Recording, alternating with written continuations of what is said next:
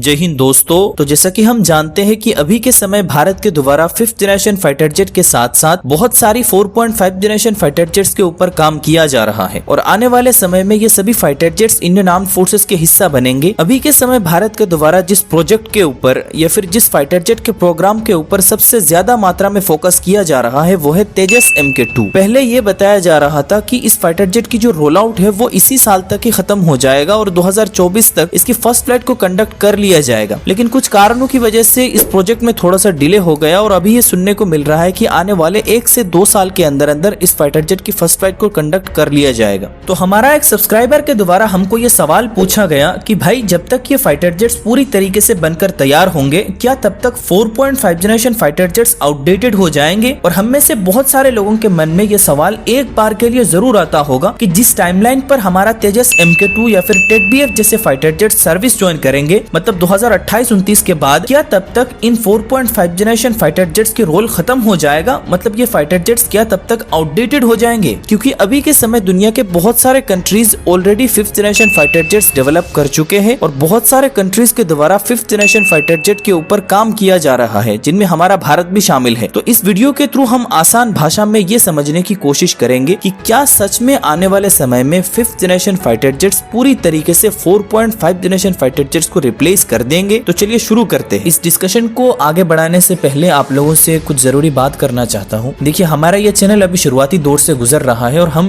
Google ads का इस्तेमाल करते हैं वीडियोस आप लोगों तक पहुंचाने के लिए। और आप में से बहुत सारे लोग हमारे वीडियोस को तो रेगुलर देखते हैं पर चैनल को सपोर्ट नहीं करते, और अभी के समय हमें आपकी सपोर्ट की बहुत ही ज्यादा जरूरत है। मैं ये नहीं कह रहा हूँ कि हर कोई चैनल को सब्सक्राइब करो। आप लोगों में से जिन लोगों को इस तरीके के कंटेंट अच्छा लगता है और हमारे वीडियोस भी पसंद आ रहे, वो लोग हमारे चैनल को सब्सक्राइब करके हमारे साथ जुड़ सकते हैं ताकि हमको भी कुछ मोटिवेशन मिल जाए आप लोगों के लिए वीडियो बनाने में। और अगर आप लोगों को हमारे वीडियोस में कुछ कमी नजर आ रहा है तो आप लोग नीचे कमेंट बॉक्स में हमें बता सकते हैं, हम इस चीज को जरूर ठीक करने की कोशिश करेंगे। ये वीडियो कम से कम 4 से 5 हजार लोगों तक जाएगा। एक एम फिक्स कर रहा हूँ, हो सके तो प्लीज कंप्लीट करा देना। इस वीडियो से मेरे को कम से कम 500 सब्सक्राइबर चाहिए। तो अब बहुत बकवास हो लिया बातें हैं मेन टॉपिक पे। देखिए, एक 4.5 जनरेशन की फाइटर जेट और एक 5th जनरेशन फाइटर जेट की जो बेसिक डिफरेंस है वो है इनके रडार क्रॉस सेक्शन। जहां पर एक 4.5 जनरेशन की फाइटर जेट्स की जो रडार क्रॉस सेक्शन है वो 5th जनरेशन फाइटर जेट्स के मुकाबले बहुत ही ज्यादा होता है और इसलिए इनको दुश्मन के रडार्स के द्वारा आसानी से डिटेक्ट किया जा सकता है। वहीं पर जनरली एक 5th जनरेशन फाइटर जेट की जो RCS है वो बहुत ही कम होता है और इसलिए इनको दुश्मन के रडार्स के द्वारा आसानी से डिटेक्ट नहीं किया जा सकता। आप लोगों को एक एग्जाम्पल से समझाने की कोशिश करते हैं। देखिए, अगर हम यूएस की जो F-22 रैप्टर है जो कि दुनिया की सबसे advance 5th generation fighter jet है, इसके रडार क्रॉस सेक्शन को देखें तो ये लगभग 0.0001 मीटर स्क्वायर के आसपास है। वहीं पर अगर हम इंडियन एयरफोर्स के सबसे एडवांस डसोल्ट रफाल को ही देखें तो इसका जो रडार क्रॉस सेक्शन है वो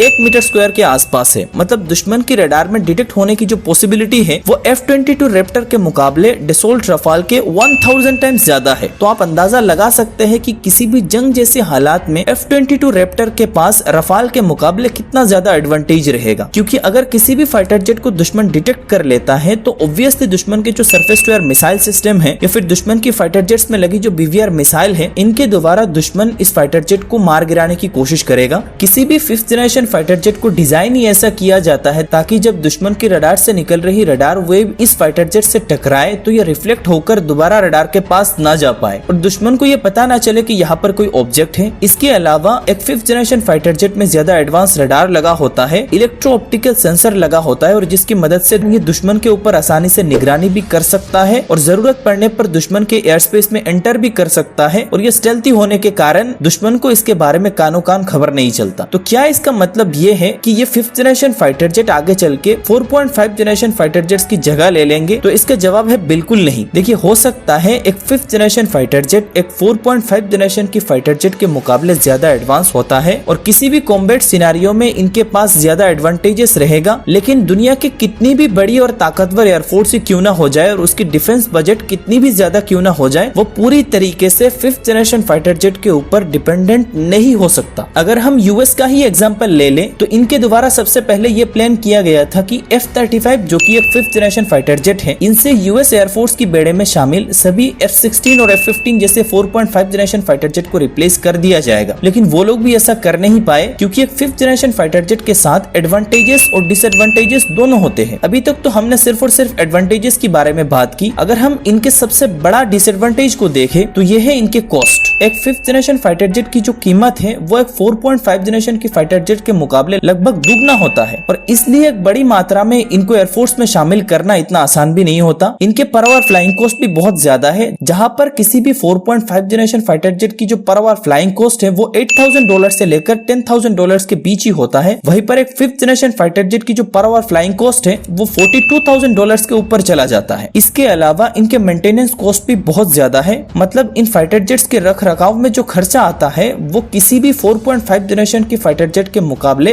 बहुत ही ज्यादा है, क्योंकि इनको बहुत ही एडवांस मेटल से बनाया जाता है और इनके ऊपर रडार ऑब्जर्विंग मटेरियल की कोटिंग की जाती है ताकि इनका जो RCS है, मतलब रडार क्रॉस सेक्शन, इसको कम किया जा सके। हालांकि ये बात सच है कि किसी भी 5th जनरेशन फाइटर जेट दुनिया की किसी भी 4.5 जनरेशन फाइटर जेट्स के मुकाबले ज्यादा एडवांस होता है, और एक जंग जैसे हालात में दुश्मन की एयर डिफेंस सिस्टम के ऊपर काबू पाने के लिए और दुश्मन की फाइटर जेट्स को बियॉन्ड विजुअल रेंज में मार गिराने के लिए ये बहुत ही ज्यादा कारीगर साबित हो सकता है। लेकिन जैसा कि हमने वीडियो के शुरुआत में बोला था कि किसी भी एयरफोर्स इन फाइटर जेट्स को एक सर्टेन नंबर में ही ऑपरेट कर सकता है, लेकिन पूरी तरीके से इन फाइटर जेट्स के ऊपर डिपेंडेंट नहीं हो सकता। और यहाँ पर हमने आप लोगों को यूएस एयरफोर्स की एग्जांपल से समझाने की कोशिश की, जो कि दुनिया की सबसे बड़ी एयरफोर्स है और इनके पास पैसे की भी कोई कमी नहीं है, लेकिन वो लोग भी अपनी F-35 से F-16 जैसे फाइटर जेट्स को रिप्लेस नहीं कर पाए। पर इनका प्लान वही था, लेकिन अंत में प्लान बदलना पड़ा, और अभी कुछ दिन पहले ये रिपोर्ट सामने आया था कि यूएस की तरफ से एक नई तरीके की 4.5 जनरेशन फाइटर जेट के ऊपर काम किया जा रहा है अपनी F-16 को रिप्लेस करने के लिए। और इसी बात के साथ हम अपनी डिस्कशन को कंक्लूड कर सकते हैं, अपना वही बात दोहराते हुए कि किसी भी एयरफोर्स अपनी कैपेबिलिटीज को बूस्ट करने के लिए, अपनी कैपेबिलिटीज को बढ़ाने के लिए 5th जनरेशन फाइटर जेट को अपनी बेड़े में शामिल कर सकता है, लेकिन बाकी सभी फाइटर जेट्स को रिप्लेस करके पूरी तरीके से इन फाइटर जेट्स के ऊपर डिपेंडेंट नहीं हो सकता। और भारत के द्वारा जो तेजस MK2 और TED-BF जैसे फाइटर जेट्स के ऊपर काम किया जा रहा है, ये आने वाले समय में आउटडेटेड नहीं हो जाएंगे, बल्कि ये इंडियन एयरफोर्स में शामिल होने के बाद इंडियन एयरफोर्स की ताकत में बहुत ही ज्यादा इजाफा होगा। बाकी आप लोगों को क्या कहना है इस बारे में आप हमें नीचे कमेंट बॉक्स में बता सकते हैं। वीडियो पसंद आए तो वीडियो को लाइक और चैनल को सब्सक्राइब करना मत भूलना, क्योंकि इसी चैनल पर आप लोगों को दुनिया भर के डिफेंस और फॉरेन पॉलिसी रिलेटेड अपडेट्स मिलती रहेगी। मिलेंगे नेक्स्ट वीडियो में किसी न्यू अपडेट के साथ, तब तक के लिए जय हिंद।